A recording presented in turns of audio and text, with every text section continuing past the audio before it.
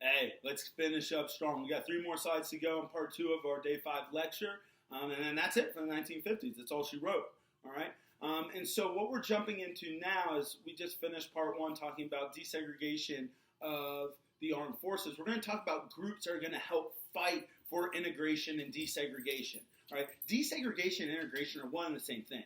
All right, desegregate means you're no longer going to segregate society. Integration means you're going to be bringing people together, which we're going to be talking about in our last slide a lot. And that's going to be talking about education and integration in education. So civil rights organizations challenge discrimination. You have a few groups that are very influential in this. The Congress of Racial Equality, or CORE, founded in Chicago by a group of students, is committed to nonviolent direct action as a means of change. Well, this is very similar to what Dr. Martin Luther King Jr. This is what he invests in, is CORE. He believes in nonviolent action because if you're going to try and create change and you're going to use violence to match violence, then it's really hard for someone who is not part of this to decide who is and who is not the bad guy.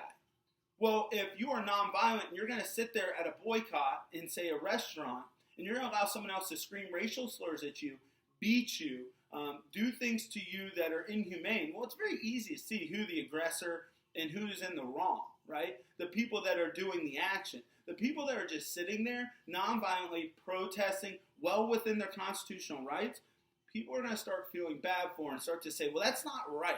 Something needs to happen, something needs to change for them. So the ideas of CORE that started in Chicago is adapted by a lot of our civil rights activists, especially Dr. Martin Luther King Jr.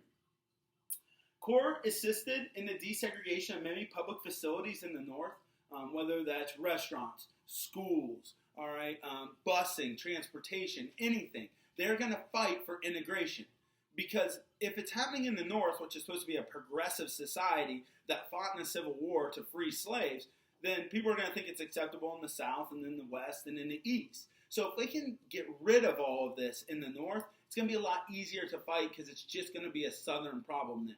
And everyone can turn their attention to the South. Other groups were the National Urban League and the National Association for the Advancement of Colored People, or the NAACP. The NAACP is going to be huge when it comes to the court cases, especially when it comes to Brown versus Board of Education. There's going to be a lot of influential figures that come out of the NAACP that are going to be the lawyers that help fight for integration and for racial equality. All right? Early court decisions make big strides. So let's see what the courts are starting to do that's going to allow this monumental Supreme Court case to happen in Brown versus Board of Education.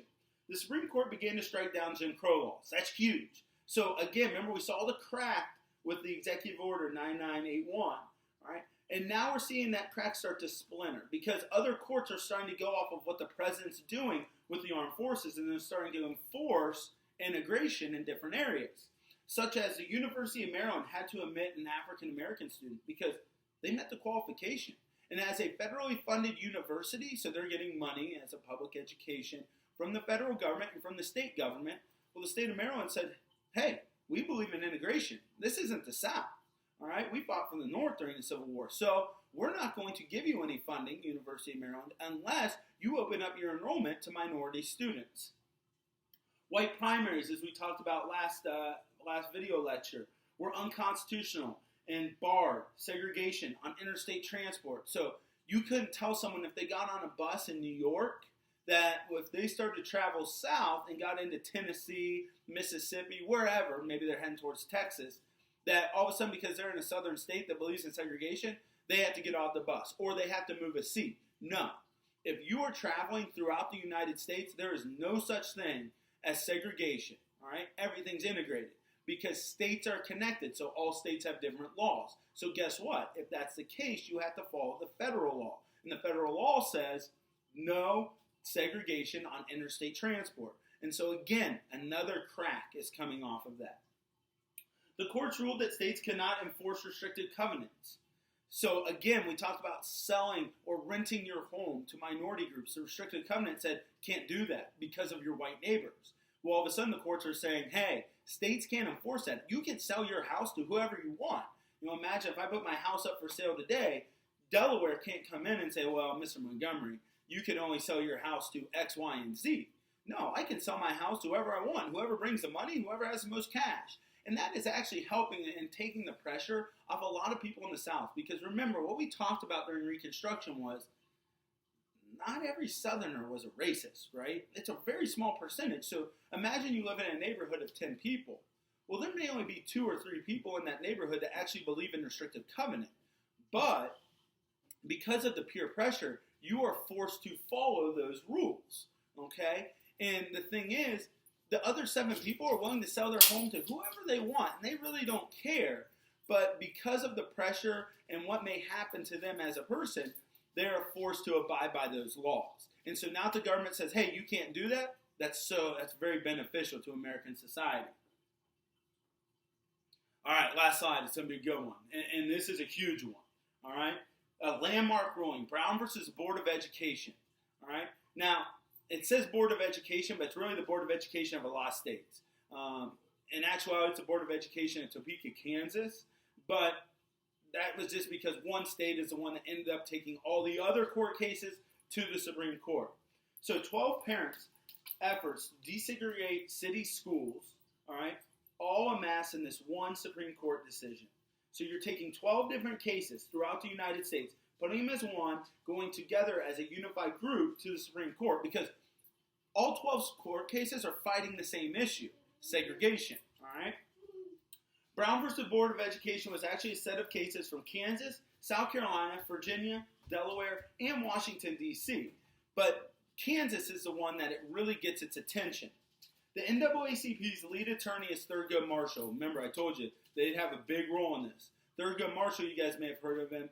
He's an advocate, later is going to work on the courts, is the leading attorney for this case, and he is the one that's going to give this great testimony that is going to show why segregation is so harmful and we need to integrate.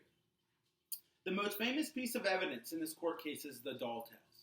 So how does it work? Well, he gets 2 dolls. All right, hold on a second. I may actually have something for this.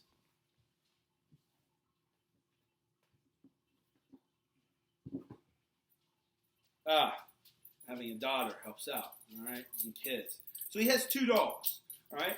He has a white doll, all right, and he has a brown doll. And what he's going to do is he's going to come into this courtroom and he is going to present 16 black children a white doll, all right? And he is also going to give the same 16 a brown doll. And he wants to tell them which one's good, which one's bad, all right? 10 of the children chose the white doll as the nice doll, and 11 chose the brown doll as the bad doll. Now, do you want to go outside? All right, hold on. Put it on. Put it on. Why don't you go ask Mommy for it? So, what that's trying to show you is people who are of different race already are a minority already. You guys are on the wrong sleep. You're just being goofy. You just want to get on TV again. Yeah. Hold on, let me zip it up. You go get your shoes, all right? Go get your shoes. Your shoes are over there. All right. Well, obviously, he doesn't want shoes. Hank, stay back. What he's trying to show with this is that... What are you so angry about? What he's trying to show with this is that because of segregation, even African-American children don't even see people of their own kind as good, because society has placed this value that they are bad. And so when they look at a doll that looks like them, they're like, well, it has to be bad, because people say that I'm bad, all right? But they look at the white doll and they say, well, society values white people more, so they say, well, they're good, because that's what everyone always tells me, all right? And so that is the big problem, and that is the big struggle here. And when the jury sees this evidence, it is just mind-blowing for them that the perception of a child is that they are bad based on their skin color. And if we are doing that because of segregation, then we need to end that. This showed how stereotypes hurt children's development and how children need that integration. You know, you got to think of when a child's young, all they think about is who they want to play with, what they're doing at recess, and things like that. No kid that is 5, 6, 7 years old, 8 years old looks at someone and says, I'm not going to play with you because of the color of your skin. And that's really what the message they want to get across. It gets a lot harder in high school, all right, and in college, because now those ideals have been ingrained in you, and the values and morals you've kind of developed. So what we're seeing here is we need people in society to integrate, especially at a younger level, because it's going to be easier. So integration starts at the elementaries, and then will continue and develop, but it's not going to be a quick process. It's going to take years for this actually to go into effect. All right? Well, that's it. That's all I have for your video lecture, Day 5, Part 2. Hope you enjoyed it. Hope you gained something out of this. If you have any questions, please make sure you contact me, put it on the discussion board, send me an email. I'll send you a message, you guys, Thursday morning, just saying hi, checking in. Make sure you take your quiz today. Make sure you're finishing up your reading questions and vocab. Be ready for your writing assessment on Friday. We're almost there, guys. 2 more days, and then spring break, and then hopefully I'll see you guys back in the classroom. You're doing a great job. Thanks for everything. Miss you guys. Keep working hard. I'll see you later. By the way, I wore this outfit as the last one on purpose because I got stripes going multiple different ways. It's only the second time I've ever worn it, so some of you may know what I'm talking about. See ya. Have a good one.